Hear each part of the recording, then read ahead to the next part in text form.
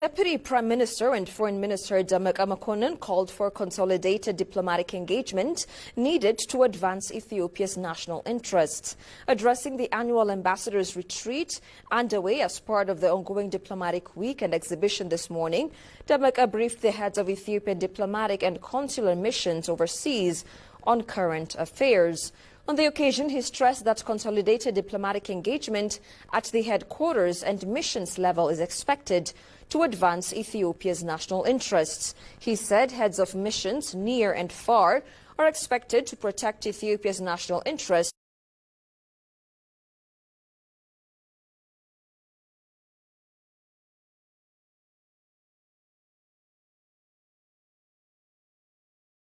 Heart of Ethiopia's ever-inclusive and diversified foreign relations in bilateral, regional, continental and international venues, Dammaqaa noted.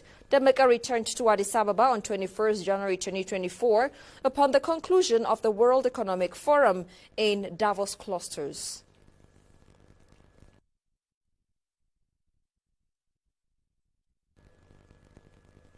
According to the Ministry of Water and Energy, Ethiopia will increase the amount of safe drinking water supplies to Djibouti from 20,000 to 100,000 cubic meters per day. Delegations of the two countries led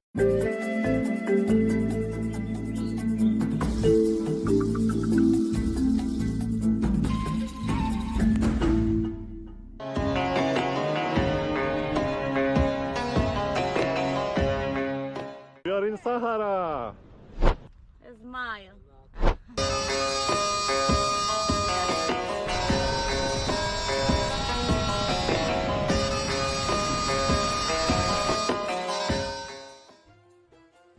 Agadir is the best destination to head to when it comes to enjoying the sun and the sea. With its miraculous climate, providing a minimum of 300 days of sunshine a year, and its 10-kilometer-long beach, Agadir has all you need for a great seaside holiday. Agadir is a member of a private club that is part of the world's most beautiful bays. It contains a marina which can receive several hundred pleasure boats.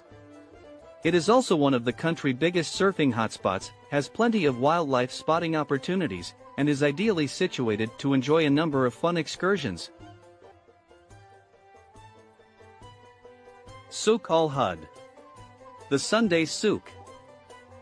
Souk al-Hud of Agadir. The city of Agadir has one of the biggest and most wonderful souks in Morocco, an authentic traditional market that perpetuates the legacy of the country's commercial squares. Crocodile Park, Agadir. Just southeast of Agadir, Croco Park is one of Morocco's most unusual and popular attractions, a botanical park that's home to more than 300 Nile crocodiles.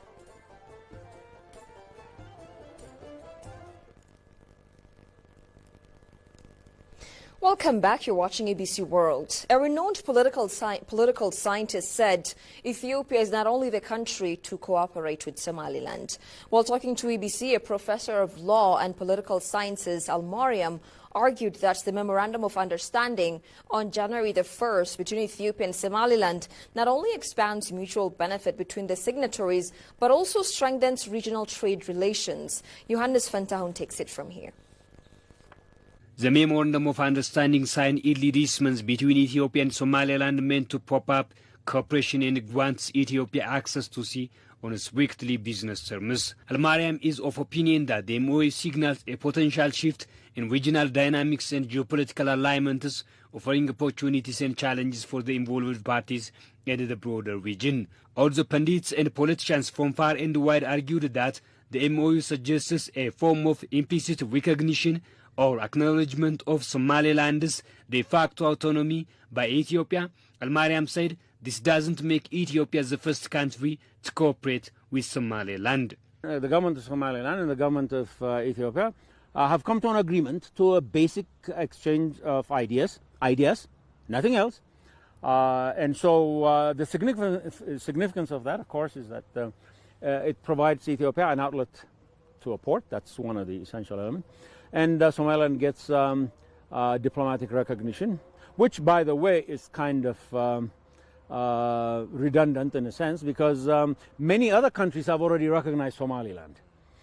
There are two approaches to understanding recognition. One is called de jure, means by law, and the other one is de facto, by fact.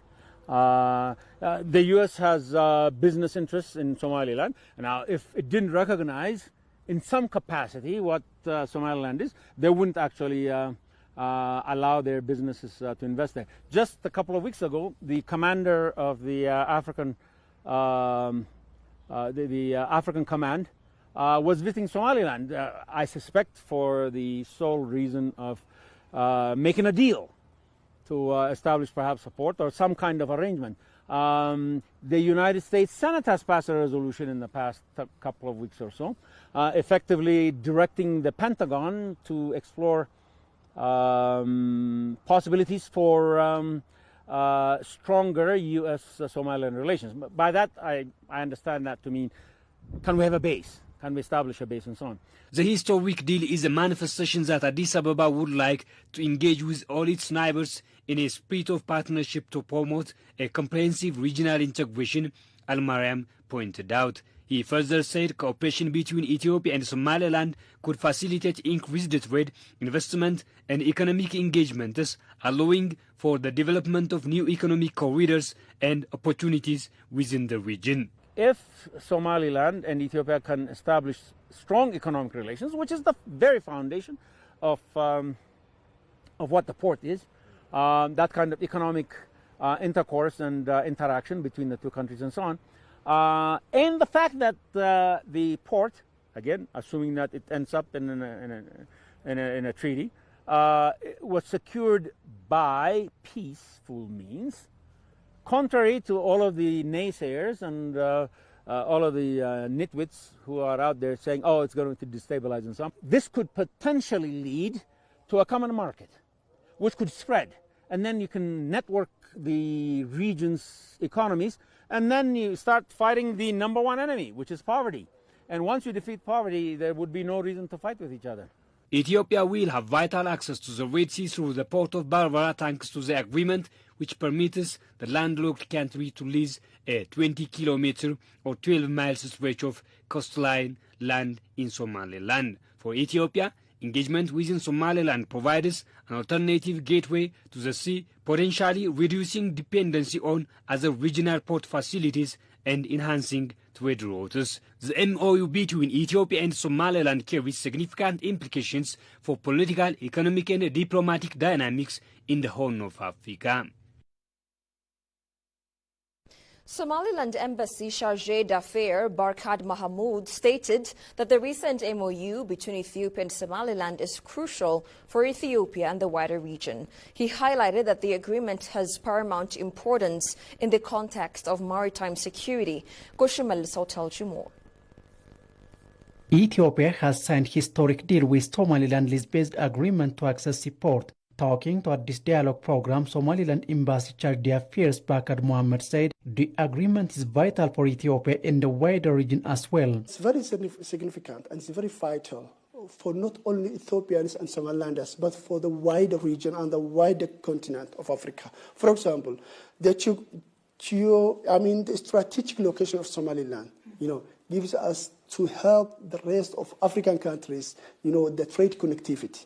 Because Somaliland is the gate and hub of trade to the other Africans. So, the connectivity is something that we want to do. For example, having it, road from Somaliland to the sea all the way to Ethiopia and the rest of the world, of Africa. Because Ethiopia is not only the country in Africa that is landlocked, doesn't have a sea, to accessibility. But there are some others. So our target and our goal is just to help the world trade to be connected. The Chargé d'Affaires highlighted that the Memorandum of Understanding contributes to enhance maritime security. This MOU will contribute in security-wise. There are a lot of, concerns in maritime security currently. So this MOU and its other, legal frameworks that will follow will help the world to get very secure maritime. Ethiopia and Somaliland's historic ties beyond sharing border and language, he added. We share beyond borders. I mean, we share more than borders. Yes, Somalia and Ethiopia have a long border between the two nations. But what I believe is that Somalia and Ethiopia share more than that, because we share people-to-people relations. You might get a family living the both sides of the border, and more than close to 2 million other Somalilanders, including my family, myself, fled to Ethiopia to seek for shelter and survival destination. And that is how Somalilanders believe that Ethiopia is their brothers and sisters. The main goal of the deal is to get connected with the region for good, but not to be a threat for others, he further noted. And finally, UN Secretary-General Antonio Guterres says developing countries must lead efforts to reform outdated multilateral institutions and frameworks. The Secretary-General addressed his remarks to the third summit of the Group of 77, G77 and China, which opened in Kampala, Uganda on Sunday.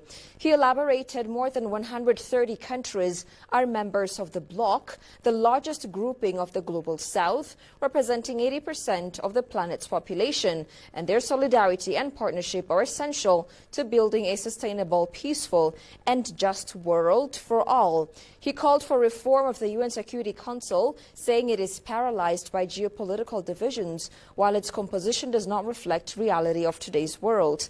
Similarly, the global financial system established after the Second World War, which failed to provide a global safety net for developing countries in distress, but also be reformed to be more inclusive. Calling for the G77 to unite against climate catastrophe, Guterres urged members to hold developed nations to account for climate justice and for leading an equitable and just transition based on the phase out of fossil fuel and massive investment in renewable energy.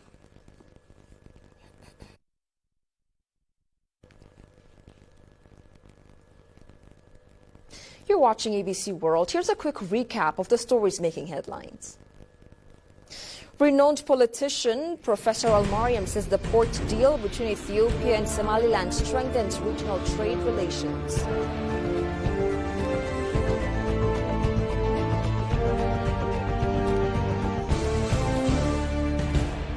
And UN Secretary-General Antonio Guterres says developing countries must lead efforts to reform outdated multilateral institutions and frameworks. That's all we had for now. I'm Tabitha John. Many thanks for watching. Have a great time and do take care.